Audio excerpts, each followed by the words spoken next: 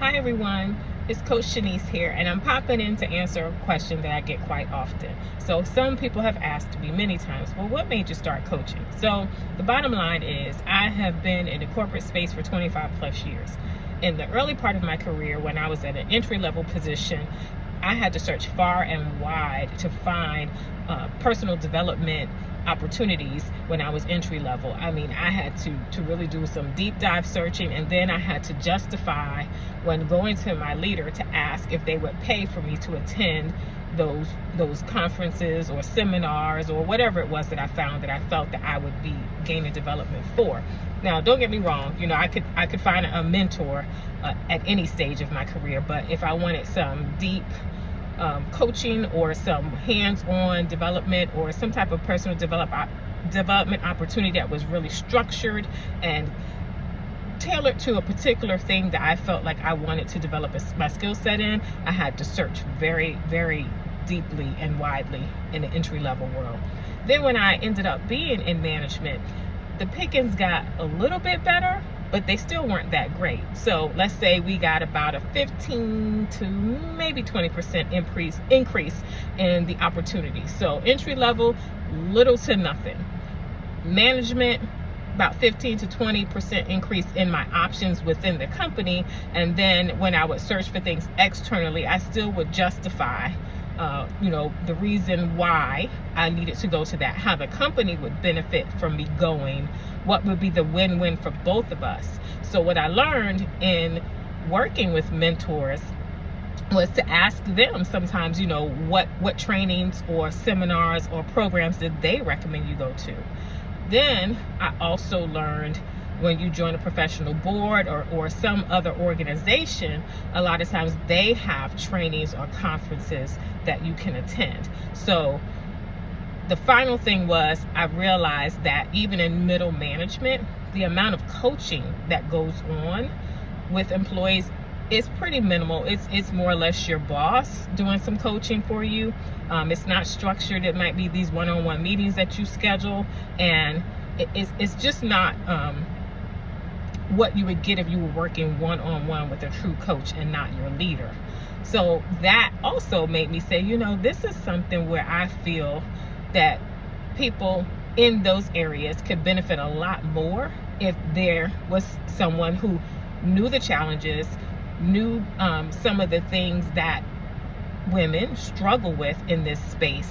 And this said to me, you've been a leader. You've coached your employees. You've coached other people's employees. You've been a mentor. So why not develop your skills even more and start offering this opportunity outside of the workspace? So that is, in a nutshell, what made me become a coach.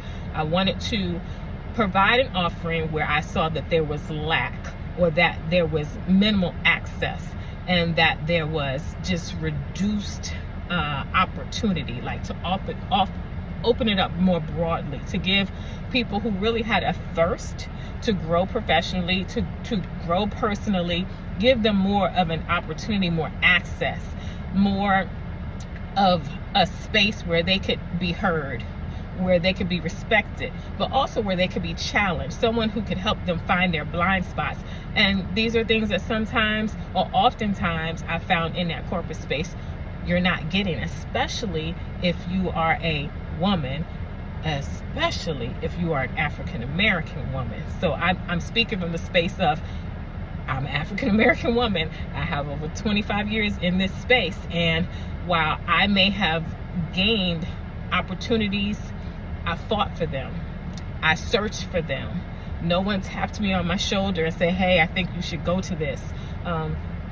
There wasn't the opportunity that I feel that you may receive if you're at a director or above level, where there may be more opportunities even in-house for training, or there may be more opportunities that are external that the company is investing in and offering up at a certain level. But if you're in that middle management or that entry level space, sometimes it's really hard to find those opportunities. So my job is to make sure that you have access to opportunities such as that you know how to navigate and find those conferences, that you know how to, there are many organizations that have these conferences, and yes, they can be pricey, but there are opportunities where you can volunteer, sign up to be a volunteer, whereas you may not be able to attend the entire conference, but if you work a part of the conference, then you can attend other sessions. There are also opportunities where they have scholarships for conferences. So there was a board that I sat on for I sat on for almost 20 years. I would say at least 18 years I was active in some type of board role, but our chapter offered scholarships, one to a member and one to a board member every year to go to the leadership conference. So you have to do your homework and find out are scholarships available.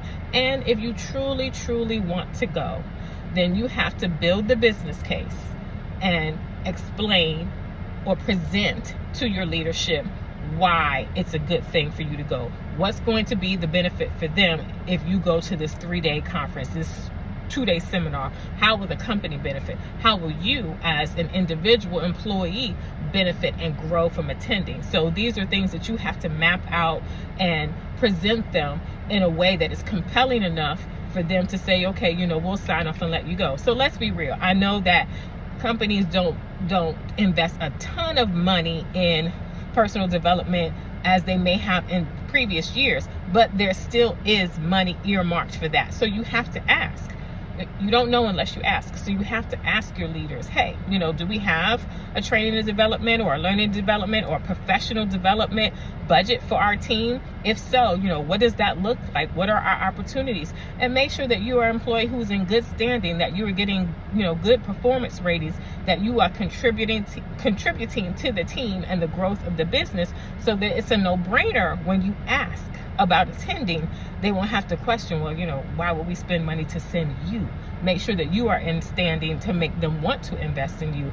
And if you don't ask, then they don't know. They do not know. So you really have to put yourself in that position and make sure that it's known what development you want. So you have to let them know. They don't know unless you tell them.